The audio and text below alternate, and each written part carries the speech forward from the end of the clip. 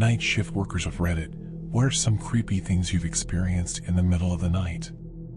1. I work at a cafe in downtown. Quite a few homeless shelters in range and a huge drug problem.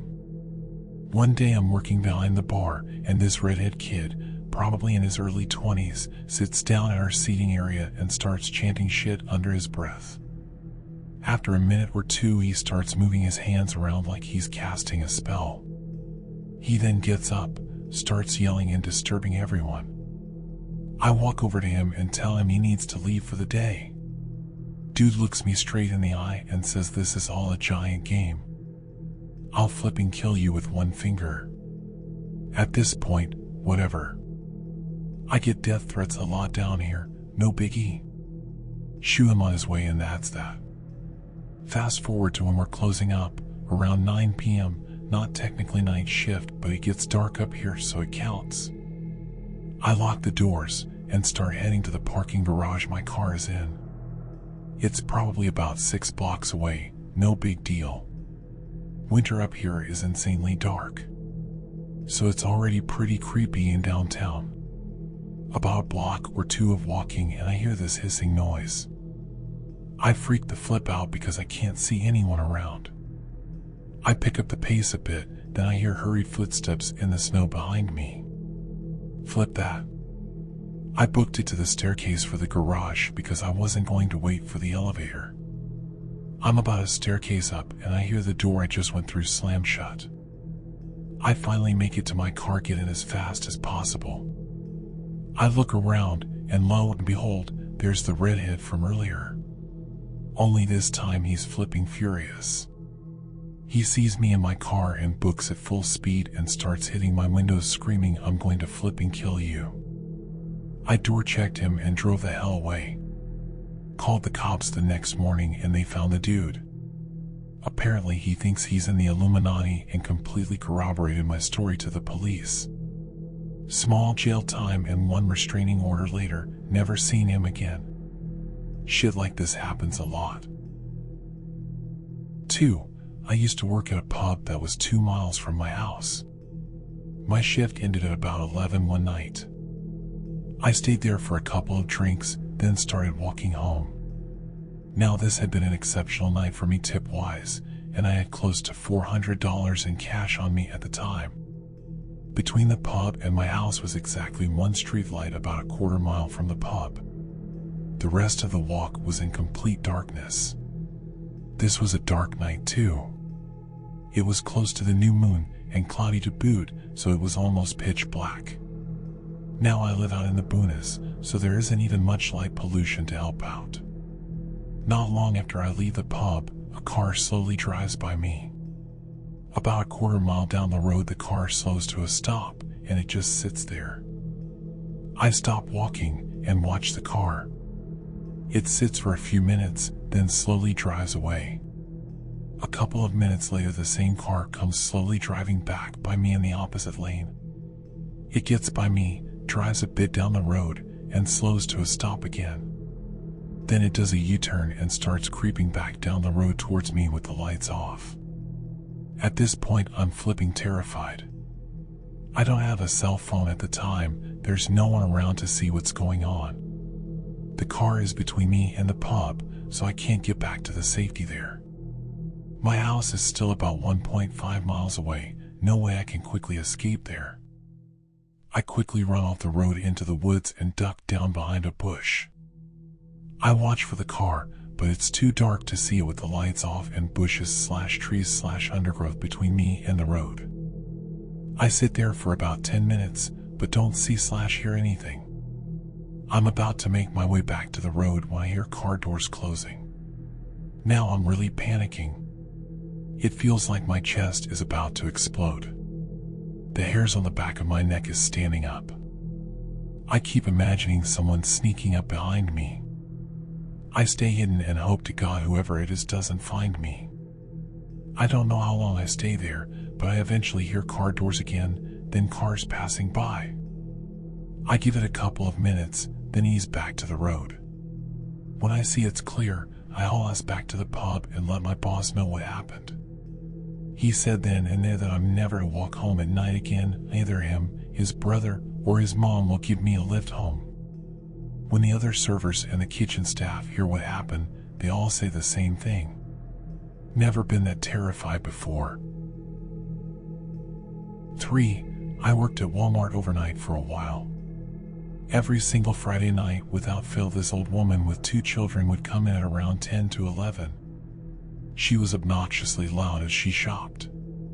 She grabbed a bunch of different things and stuffed it all in her cart, a few times asking one of our employees to help her grab something. Every Friday night it was the same thing.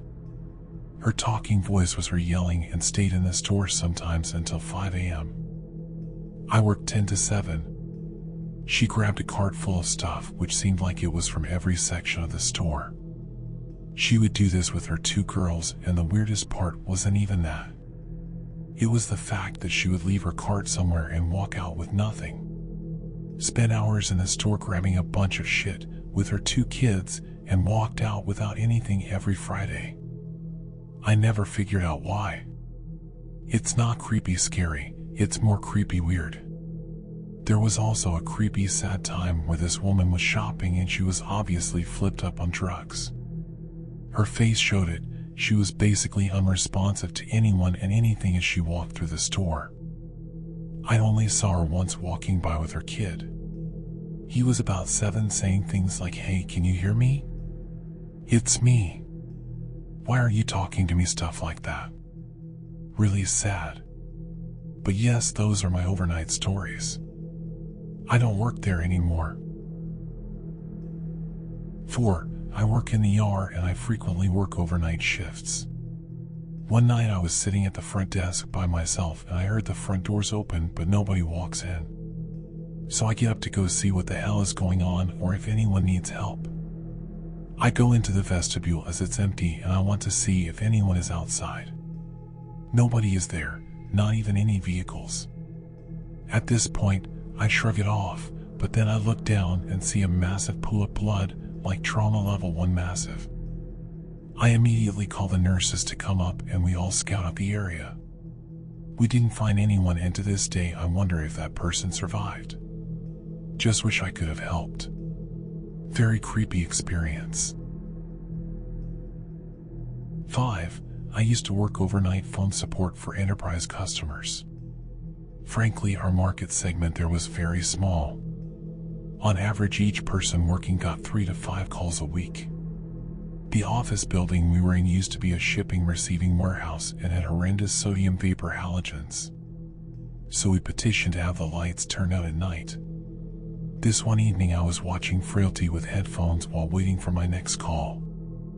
I remember it being a very tense moment in the movie, and I heard it growling over my shoulder. I quickly check, nothing there, chalked it up to the movie. A couple of minutes later, I hear the growling again.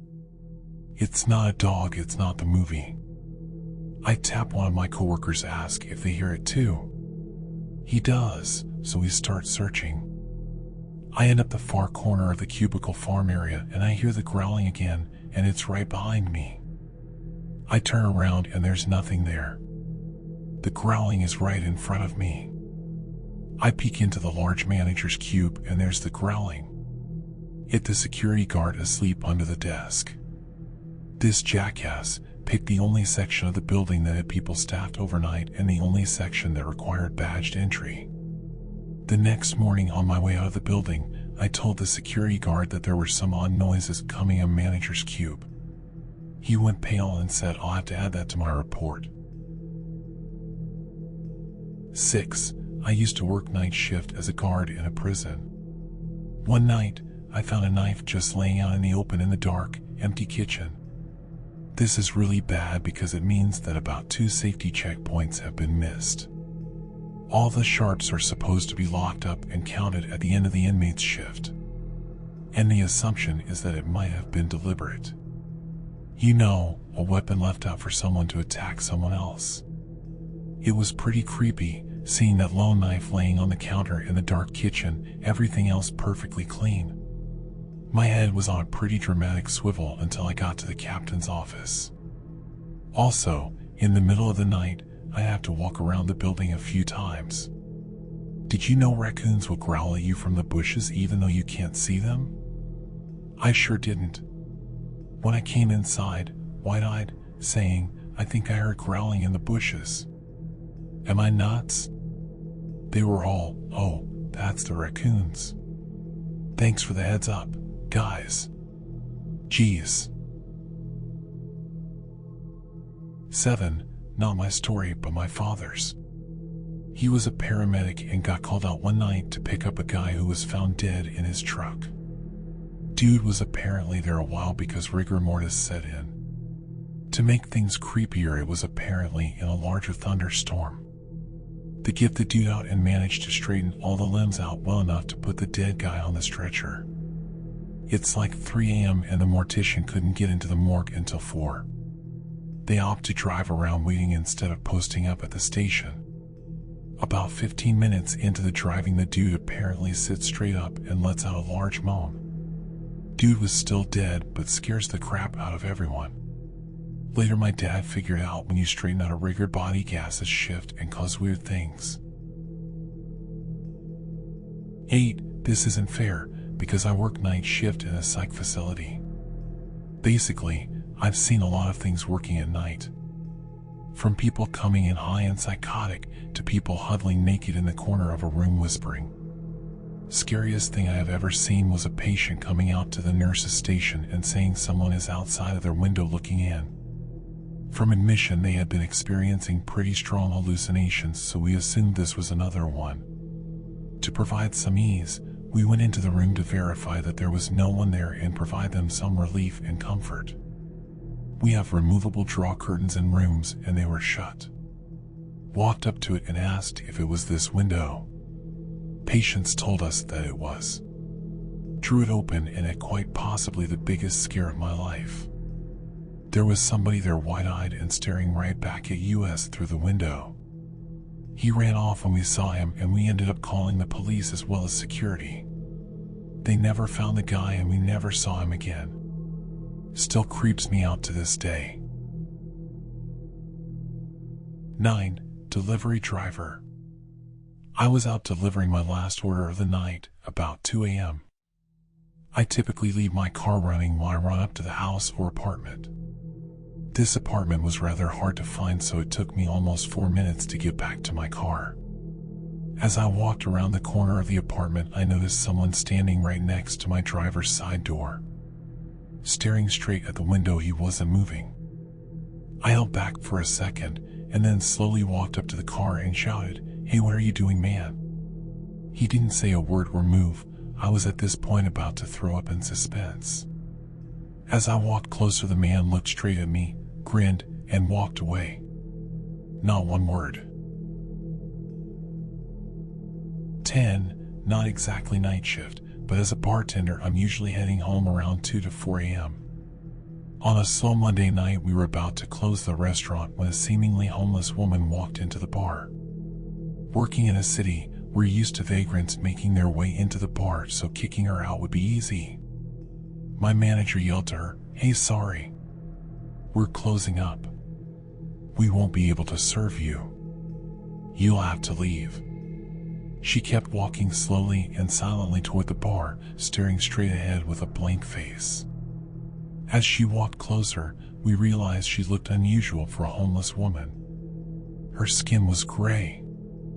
I've never seen a skin color like hers in my life. It wasn't dirty or old or tanned. It was a very light gray that was tight with almost no wrinkles. She also had a tattoo of 4 lines on her face, and they all started at one point in the center of her chin, then continued down her neck in a ray-like pattern. She also had no shoes on. Once she reached the bar, she went to pull out a chair when my manager yelled again, "Hey, we're closing up. Also, you can't be in here without shoes on. You need to leave now." She continued to sit down, then turned her head slowly to me. Locking eyes with me, she said, "I like you." At this point, my finger was on the bar panic button. Most bars have them so they can get immediate police response. Our bouncer finally made his way over and put his hand on her shoulder to ask her to leave. The minute he touched her, she broke out into this extremely loud, high-pitched, manic scream. It was like a scream out of a horror movie. What made it creepier, the whole time she was screaming, she was looking at me dead in the eye without blinking. She wasn't moving, so my bouncer went to forcibly remove her from the bar. I pushed the panic button and watched my bouncer pull away this woman as she was screaming uncontrollably, all while staring straight at me. The police came fairly quickly and took the woman away. To this day, that is still the creepiest night I've ever had at work. 11. I used to work overnights at a hotel. Usually, most of the stuff I dealt with was gross, not scary. But one night right around Christmas, I was filing papers, alone, at the front desk. The automatic doors opened, but nobody came through. The doors closed, and about 20 seconds later, all the ornaments on the lobby Christmas tree were swinging like a gust of wind blew through them. That scared the shit out of me because I was standing about 10 feet from the tree and there was absolutely no wind that night. After the other ornaments had stopped, this one candy cane ornament near the bottom of it kept swinging very quickly for 45 minutes. I went over to see if there was a draft or something, but as soon as I got behind the counter, it stopped cold. My coworker was present for the swinging and the cold stop, and the rest of the night we didn't do anything else alone. 12. While I was in Afghanistan, we were in the mountains right on the Pakistani border. The first few months of the deployment were pretty hairy, but as soon as winter rolled around and the fighting season dried up, things got really quiet. Night shift went from when are we gonna get hit to what kind of weird shit am I gonna witness tonight? I think it was February or so, and I was out on guard in the north-facing machine gun shack. We all had night vision devices, nods, so since it was pitch black, we always wore them on night shifts. While I was looking out into the mountains, when I see what looks like a dude come crawling out from behind a boulder up the hill about 100 meters. Being February, we hadn't gotten hit in almost a month because there was 2 feet of snow on the ground and the temps were hovering right around zero, so the Taliban chucked deuces back to Pakistan and left us alone for the cold months. Now, this dude was on all fours, like a goddamn animal. Just sitting there, half behind a boulder, seemingly staring into my soul. So I pointed the machine gun at him and turned on the visible laser. Put the laser right on his nose, didn't get a reaction. Nothing. Dude just stared at me. So at this point, I'm getting a little freaked out. I've been blown up, shot at, almost hit by an RPG, and now some local is playing stupid games. I radioed into our TOC, Tactical Operations Center, that there was an unarmed local staring at me on the north post, and I either wanted someone to clear me to wax him or come out and look at what I was seeing. E5 on the radio tells me he's sending a private out to babysit me. Dude comes out, looks up at the hill at this dude and promptly nopes the hell out. Goes back to the TOC and tells the E5 that there really was a dude just staring at us out on the mountain. So the E5 comes up to the shack and I point this dude out. I shit you not, as soon as the E5 gets eyes on the local, the dude jumps up, hops up on the boulder and starts fucking screaming like somebody just dipped him in boiling water. Guard tower at the east corner can now also see the guy, and as soon as the crazy local started howling, East Shack loosed about a 30-round burst of 7.62 over his head. That shit is loud when it's dead quiet. The crazy guy jumps off the rock and runs down the mountain screaming the whole way. Dead quiet the rest of the night, but the commander upped security to 50%, meaning half the dudes on our outpost had to pull security the rest of the night. The running joke for the rest of the winter was to be on the lookout for the mind control experiment that the CIA lost track of. Freaked me the ever-loving fuck out. Good for a story though. 13. About 10 years ago, I was an apprentice for a plumber that was contracted with a popular fitness chain. One night I was doing pool maintenance alone, like literally the only one in the entire building. Generally, I would shock the water with liquid bromine and throw a pool floater with a chlorine tablet in it. Well, This particular night, I was out of liquid bromine, so I grabbed a solid bromine tablet and a pool floater. I carved away at the tablet with a knife so it would fit. They're purposely shaped to not fit for reasons I'll explain later. I then had the idea to jam a chlorine tablet on top of it to save me the time of prepping another floater and fishing it out later. I chucked the thing into the pool and head off to change a membrane in a leaky bathroom sink. As I'm unscrewing the faucet, I hear a high-pitched scream. It sounds like a child is screaming their lungs out. It's coming from the pool room. I'm frantic. I start running towards it thinking I'm going to save a child. As I'm about to round the corner, the scream turns into a very low-pitched hum, almost demonic in nature. I stop. What the hell is all I'm thinking? I peek around the corner and bang, the pool floater explodes. Turns out you can't mix bromine and chlorine in their dry forms. The scream was the pressure buildup escaping out of one of the pool floater's holes, and I assumed the change in pitch was from it melting.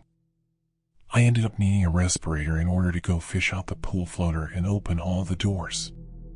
My 1-hour job turned into an 8-hour nightmare.